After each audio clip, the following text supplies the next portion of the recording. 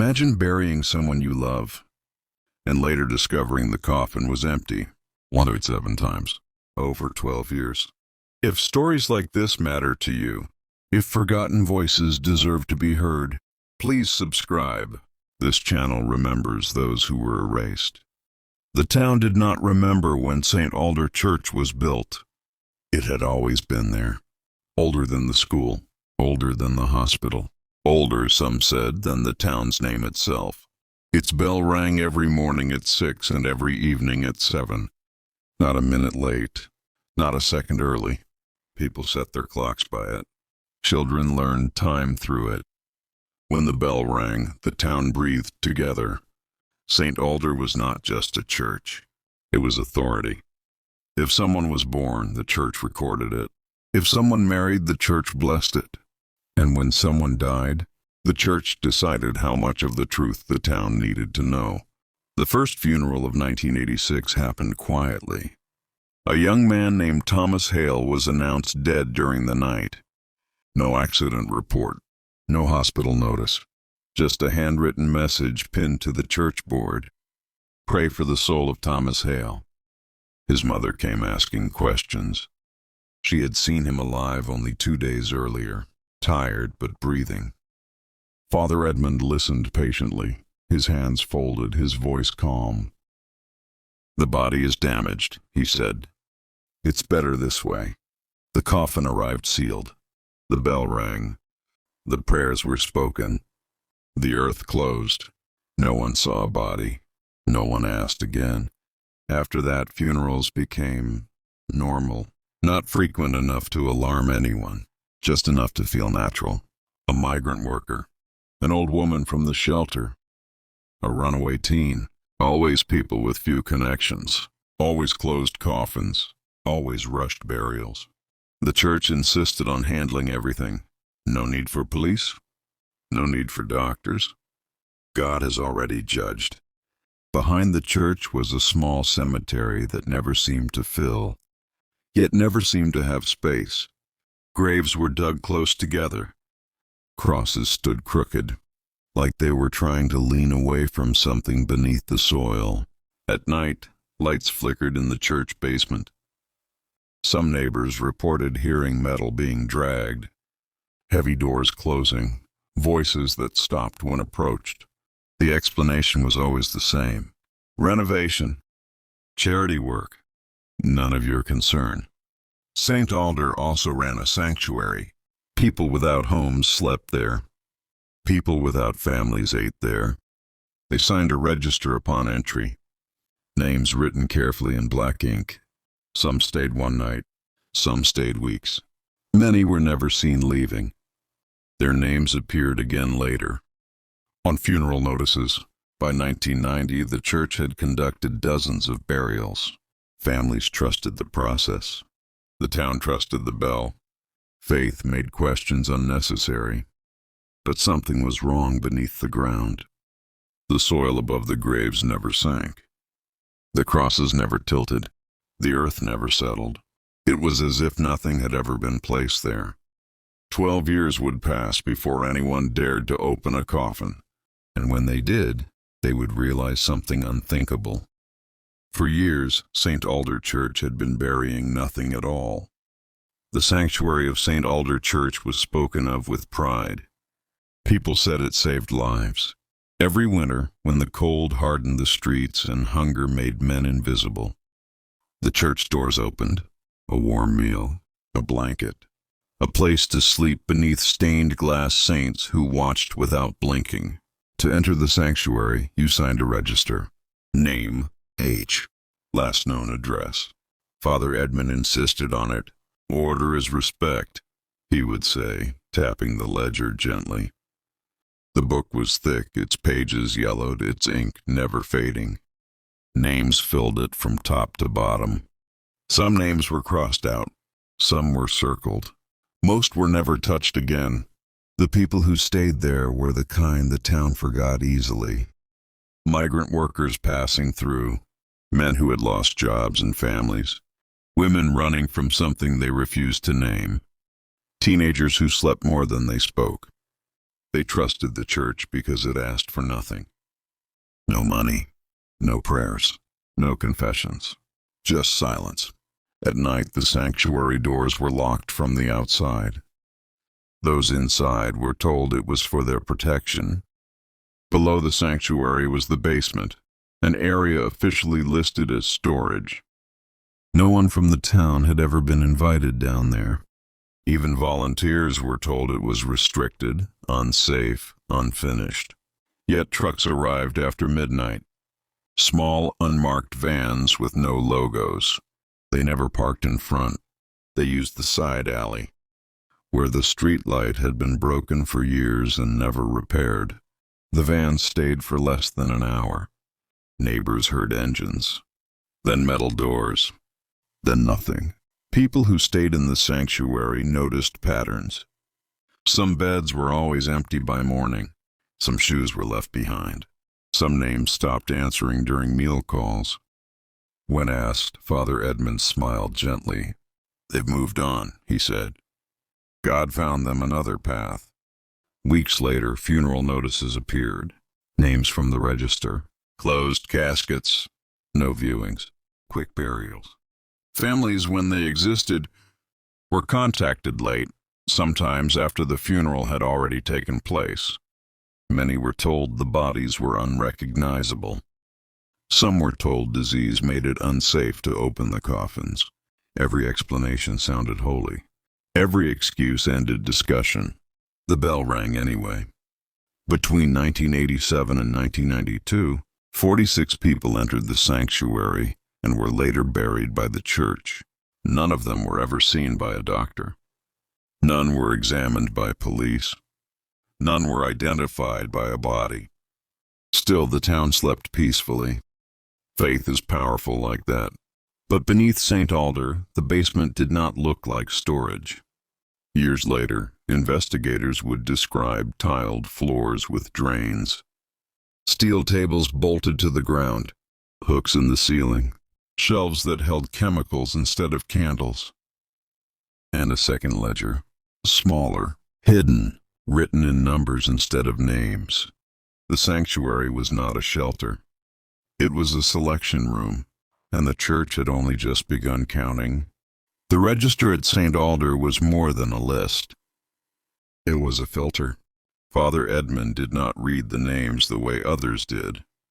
He studied them. He noticed handwriting, hesitation, the way a person held the pen. Those who signed quickly usually left quickly. Those who paused stayed. Beside the main register was a narrow column no one ever questioned. A blank space that sometimes held a dot, sometimes a small cross, sometimes nothing at all. Only Father Edmund knew what the marks meant. A dot meant temporary. A cross meant selected. The selected rarely lasted long. Volunteers began noticing faces that appeared for days and then vanished overnight. No goodbyes. No belongings taken. Beds left unmade. Blankets still warm. One volunteer, a woman named Ruth, once asked about a man called Elias. Quiet. Thin. Always sitting near the back wall. "He left before dawn," Father Edmund replied. He didn't. Ruth knew because she had locked the doors. She stopped asking questions after that. By 1989, the church had refined its process. Funerals were scheduled quickly, sometimes within 24 hours of a disappearance. Coffins were delivered pre-sealed. Documentation was prepared in advance. Death certificates listed causes like exposure, unknown illness, or simply natural causes. No hospital stamps. No signatures beyond the church seal. The town clerk noticed inconsistencies but said nothing. Everyone needed the church. Speaking against it felt like speaking against the town itself. Meanwhile, the cemetery grew stranger. Graves were shallow. The soil remained loose. Rain never revealed anything beneath. A groundskeeper once mentioned the coffins felt unusually light. Father Edmund laughed softly. "Modern materials," he said. "Cheaper wood." The groundskeeper never mentioned it again. What the town didn't know was that the coffins were filled with nothing more than sandbags, just enough weight to avoid suspicion during burial. The real cargo left through the basement. Unmarked trucks carried sealed containers to destinations that never appeared on records. Medical facilities, research labs, private buyers whose names were never written down. Some bodies were dissected, some were divided, some were never whole again. The church took its share. Money flowed into accounts listed under donations, restorations, and charitable grants. St. Alder was renovated often. New windows, new floors, a stronger bell tower. Faith looked beautiful when funded properly. By 1993, 78 funerals had been conducted. 78 graves, 78 names, 0 remains. But systems crack under time. A new gravedigger was hired that year, a young man, inexperienced, unfamiliar with the town's unspoken rules. He noticed things others had learned not to see. Coffins that shifted too easily, soil that never settled, records that never matched. One night, after heavy rain exposed the corner of a coffin lid, he knelt beside a grave and pressed his ear against the wood. He heard nothing, not even the silence of decay. And for the first time in 12 years, someone at St. Alder decided to look inside. The storm came without warning. Rain fell hard enough to flatten flowers and turn the cemetery soil into mud. By morning, parts of the graveyard looked torn open, as if the ground itself had tried to escape. The new gravedigger, his name was Jonah, was sent to inspect the damage. He had only been working at St. Alder for 3 weeks. Long enough to notice things, not long enough to learn what not to notice. One grave near the back fence had partially collapsed. The wooden coffin lid was visible through the mud. Jonah expected the usual resistance when he tried to lift it. Coffins were heavy. They carried weight beyond wood and nails. This one didn't. It rose with almost no effort. That was when fear settled in. Inside the coffin there was no body, no bones, no fabric, no trace of burial. Just 2 small sandbags placed neatly where shoulders should have been. Jonah stepped back, heart pounding. He told himself there had to be an explanation. A mistake, a test coffin, something temporary. So he checked another grave, and another. By noon, Jonah had opened 3 coffins. All were empty. He went to Father Edmund immediately. His hands shook as he spoke. He tried to sound calm, respectful, unsure of himself. "There's something wrong with the graves," he said. Father Edmund did not look surprised. He sighed as if tired.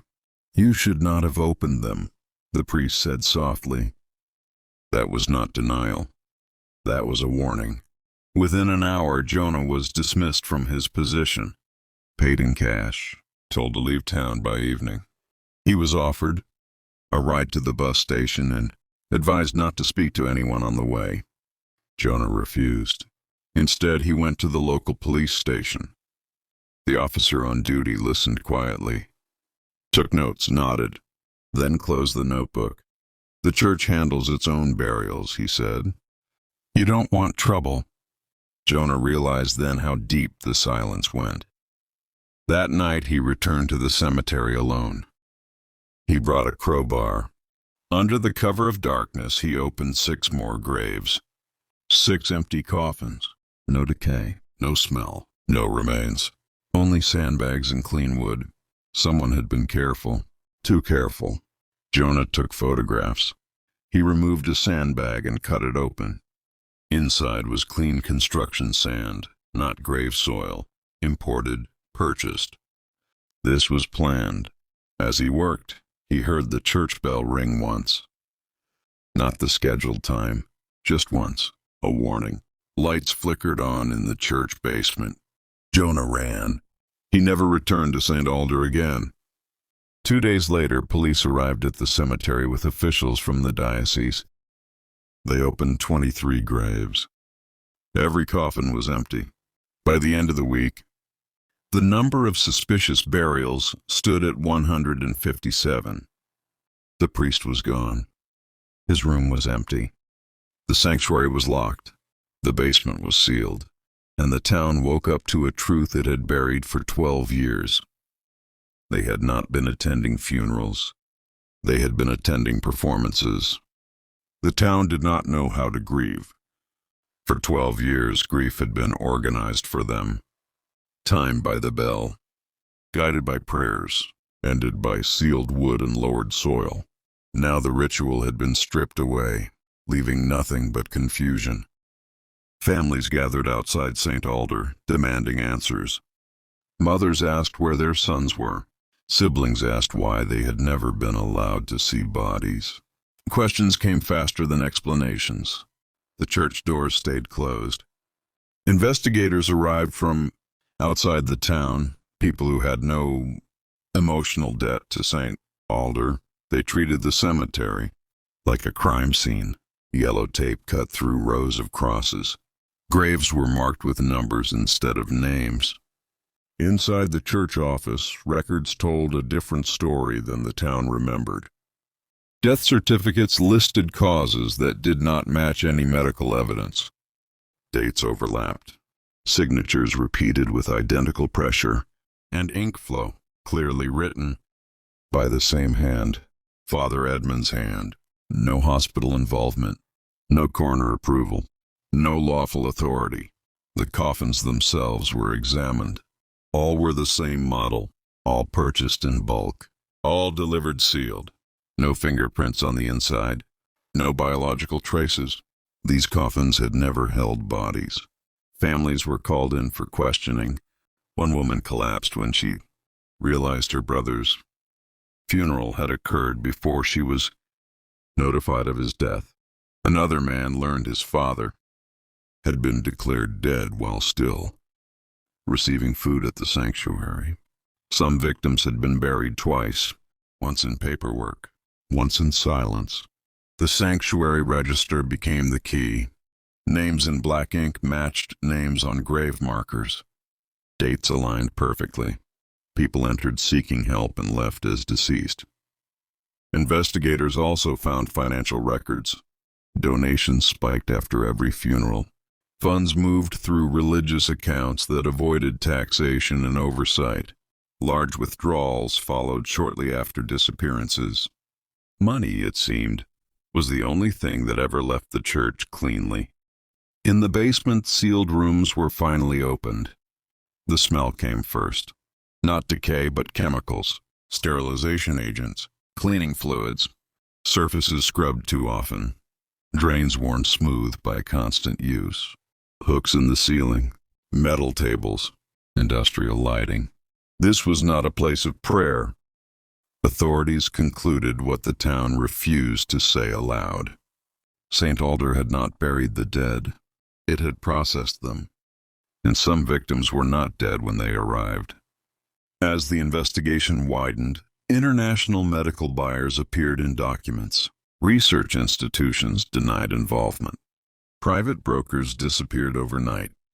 And Father Edmund, gone. No passport record, no financial trail, no sightings.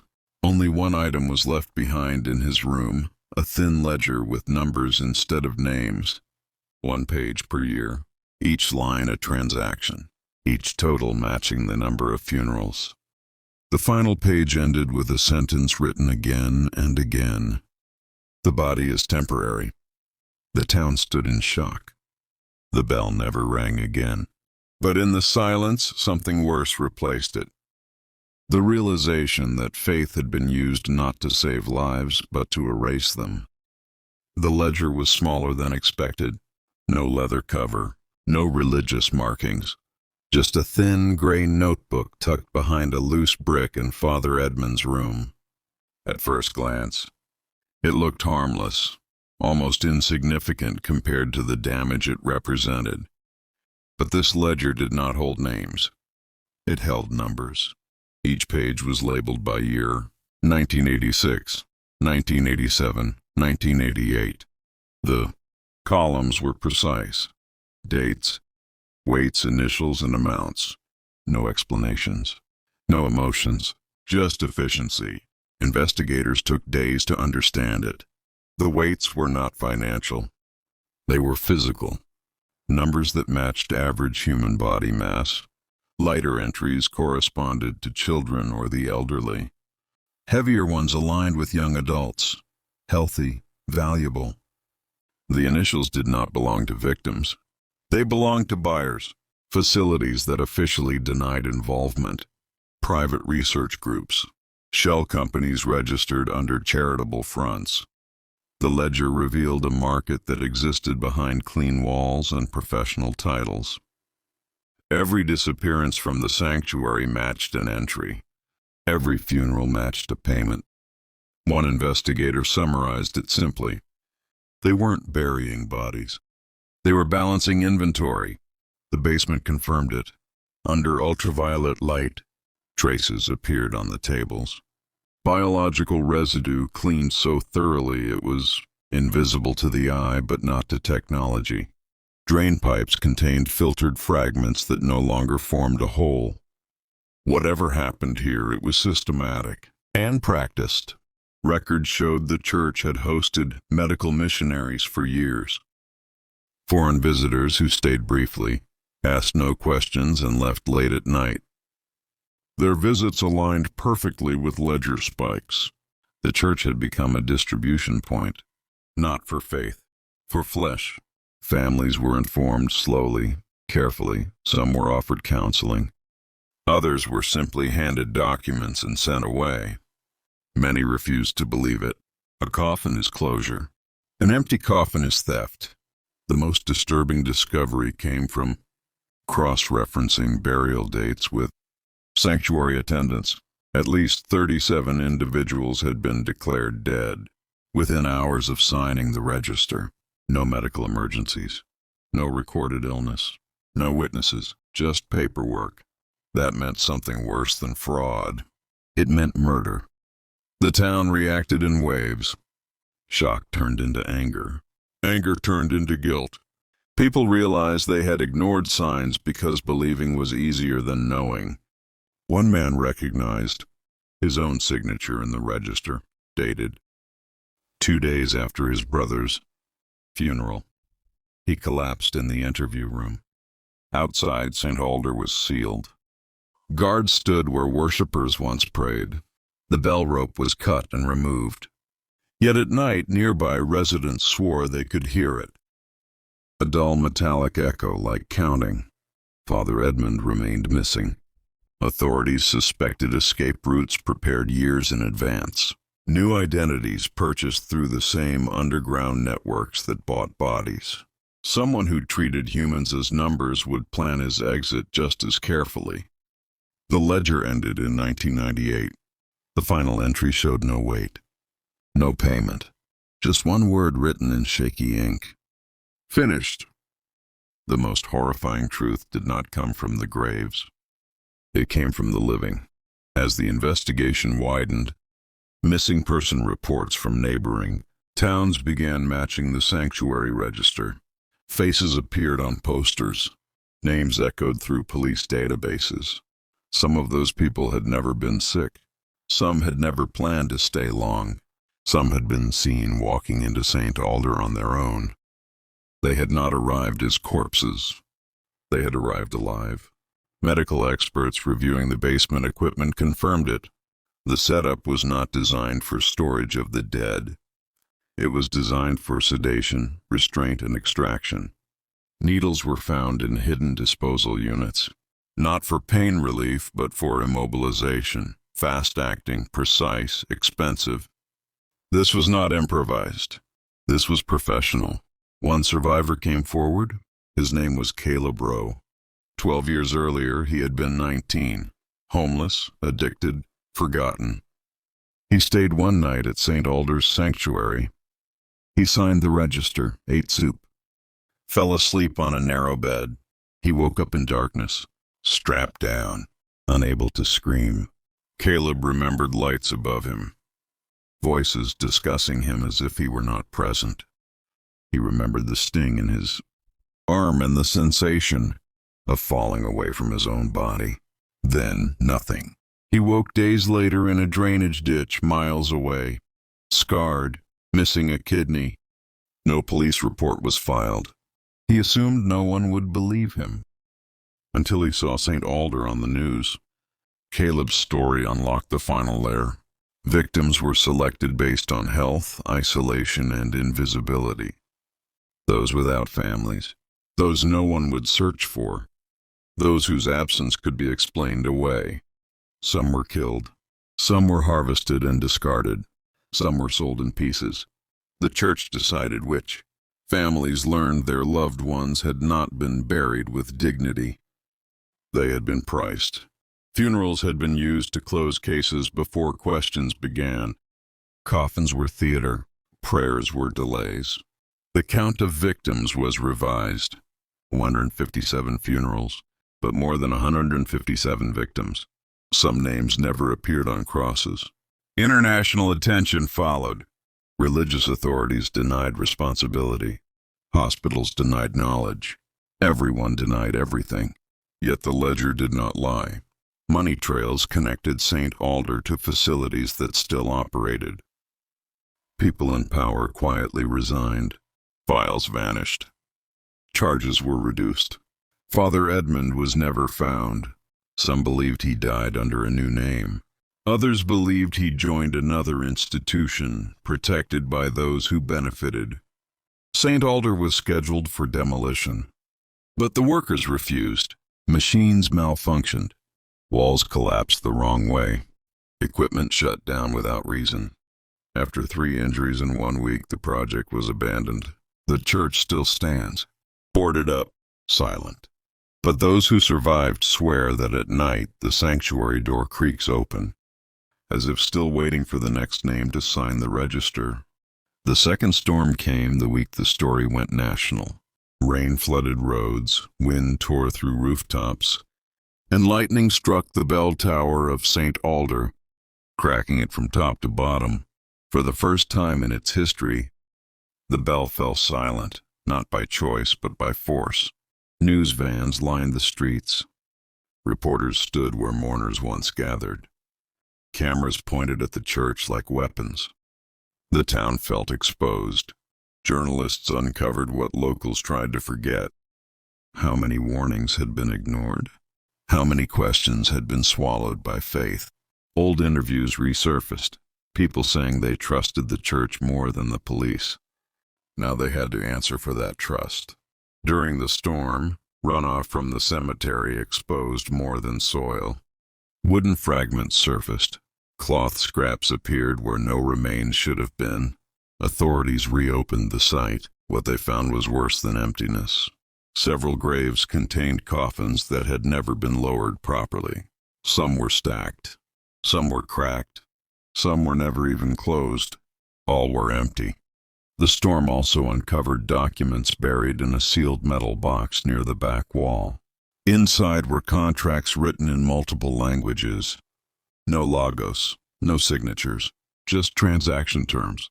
Human material, delivery timelines, quality guarantees. St. Alder was not unique. It was a node. Other churches appeared on maps, remote, respected, untouchable, each connected through financial transfers and shared intermediaries. The storm did not just expose graves. It exposed a network. Town meetings turned violent. Accusations flew. People blamed each other. Volunteers, clerks, police officers. Families who once prayed together now refused to speak. Guilt spread like disease. Some residents admitted they had suspected something but stayed silent because the church fed their children. Others confessed they had seen trucks and convinced themselves it was none of their business. Faith had become an excuse. The media called it the empty coffin scandal. Survivors were interviewed. Caleb Rowe's face appeared on every screen. More victims came forward with similar stories: sedation, surgery, abandonment. Patterns formed. Authorities issued international warrants. Still no priest. The diocese released a statement calling Father Edmund a lone anomaly. Investigators disagreed. Financial trails pointed upward, not inward. As the storm passed, St. Alder stood damaged but unmoved. Water pooled in the basement, revealing outlines beneath the tiles, shadows of where bodies had once been restrained. The building had memory, and it was bleeding it out. The town learned something irreversible. Silence does not protect you. It only chooses the next victim. They never came during the day. Every confirmed delivery happened between 12:30 a.m. and 3 a.m., a window chosen carefully, late enough for witnesses to doubt themselves, early enough to avoid patrol shifts changing. Investigators reconstructed the routes using old traffic cameras, toll records, and fuel logs. The trucks were unmarked, different plates each time, always rented, always returned cleaned. They arrived at St. Alder's side alley. The broken streetlight was no accident. Delivery drivers later testified under immunity. They were told they were transporting medical waste. Containers were sealed. Labels were vague. Payments were generous. No questions were encouraged. Some remembered the weight. Too heavy for waste. Too balanced. Too human. The basement ramp allowed direct loading. The sanctuary above ensured no one heard what happened below. Hymns were sometimes played late at night, not for worship, but for cover. The trucks did not go to hospitals.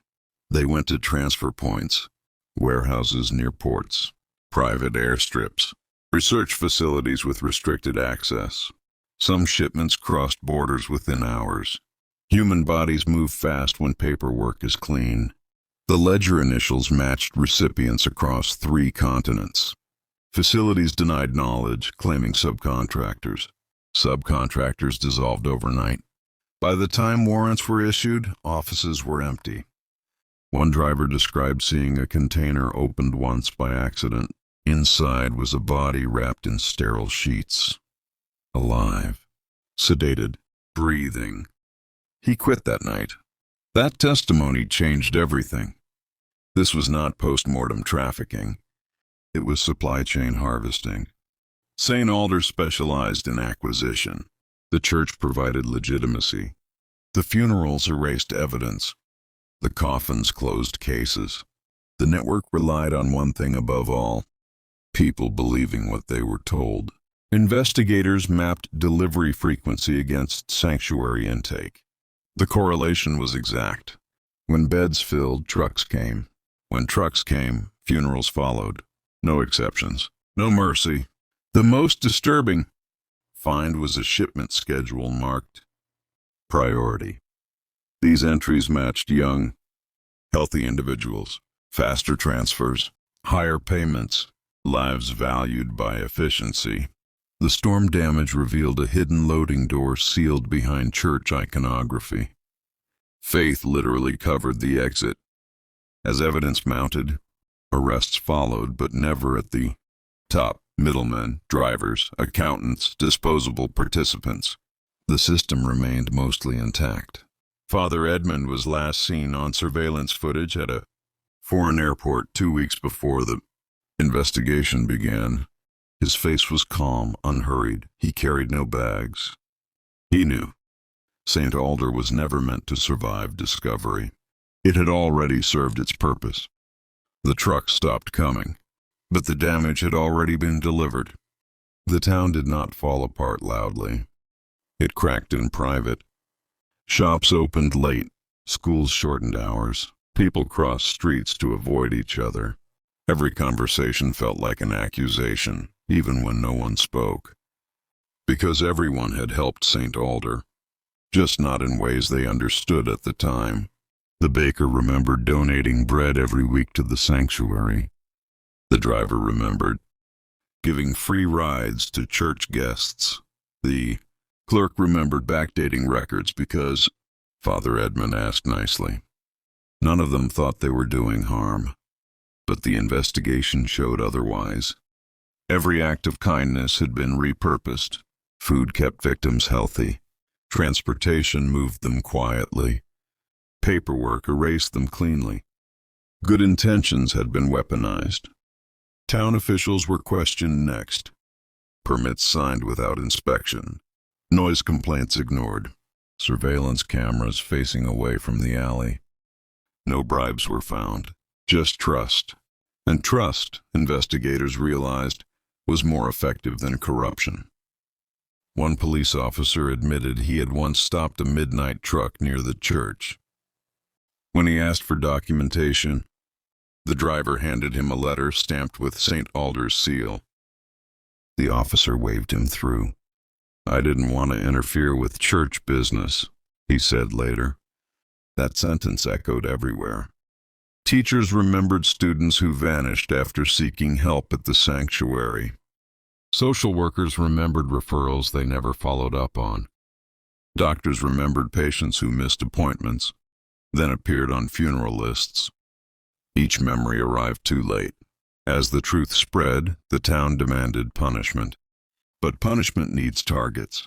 The church was empty. The priest was gone. The buyers were abroad. So the anger turned inward. Families blamed neighbors for not asking questions. Neighbors blamed families for trusting too easily. Some people left town overnight, unable to live where every street corner felt complicit. The cemetery was closed permanently. Crosses were removed. Grave markers stacked like debris. Without names, the land looked like what it truly was, unused ground pretending to be sacred. Memorial services were held with no bodies and no certainty. Candles burned for people whose final moments would never be known. One mother asked investigators a question no one could answer. If there was no coffin, where did my son die? The case file could not tell her. Psychologists later described the town's condition as collective moral injury, the trauma of realizing you were part of something unforgivable, without ever intending to be. St. Alder had not forced anyone. It had simply relied on silence, and silence had been freely given. By the end of the year, the town's population dropped by a third. Businesses closed. The church remained standing, boarded and guarded, like a reminder no one could demolish, because tearing it down would not erase what happened. It would only remove the place people could point to and say, "That's where it went wrong." The investigators stopped using the word victim halfway through the inquiry. In the documents, the bodies were listed as units. Each unit had a category, age range, health condition, estimated lifespan before extraction. This language did not come from St. Alder. It came from the buyers. Emails recovered from array servers described demand cycles. Young organs for transplant research, older bodies for training, diseased tissue for pharmaceutical testing. Each request was specific, and St. Alder delivered. The church did not kill randomly. It selected based on need. A sanctuary intake followed by a shipment meant someone, somewhere, had placed an order. Pricing varied. A healthy young adult fetched the highest value. Children were rare and carefully hidden. Elderly bodies were cheaper but easier to justify as natural deaths. Every transaction was framed as advancing science. But the methods were never legal. Consent was never given. The ledger showed adjustments, discounts for damaged organs, bonuses for intact nervous systems. The margins were thin but reliable. Over 12 years, St. Alder generated enough money to renovate, expand, and quietly invest. Faith had become infrastructure. When confronted, some research institutions admitted receiving biological material from third-party suppliers. They claimed ignorance of origin. Contracts were written to ensure plausible deniability. Responsibility dissolved across borders. Ethics committees blamed subcontractors. Subcontractors blamed intermediaries. Intermediaries disappeared. No one admitted knowing the whole picture. One forensic specialist summarized it brutally. The body is the last natural resource that can be extracted without environmental regulation. The church had simply found a way to access it. By operating under religious protection, St. Alder avoided inspections. By providing funerals, it eliminated missing person investigations. By targeting the forgotten, it reduced risk. The system worked because it was quiet. Families struggled most with the idea that their loved ones had not died immediately. Evidence suggested some were kept sedated for hours or days, stabilized only long enough to reach buyers. Their final moments were clinical, not violent, which somehow felt worse. Public outrage peaked when recordings surfaced of negotiations discussing delivery delays due to weather and quality assurance after transport. Human beings spoken of like perishable goods. Governments promised reform. New laws were proposed. Religious institutions tightened oversight. But prosecutions stalled. Jurisdictional limits. Lost evidence. Expired statutes. The system that allowed St. Alder to exist was never dismantled. It was adjusted. The church, meanwhile, remained sealed.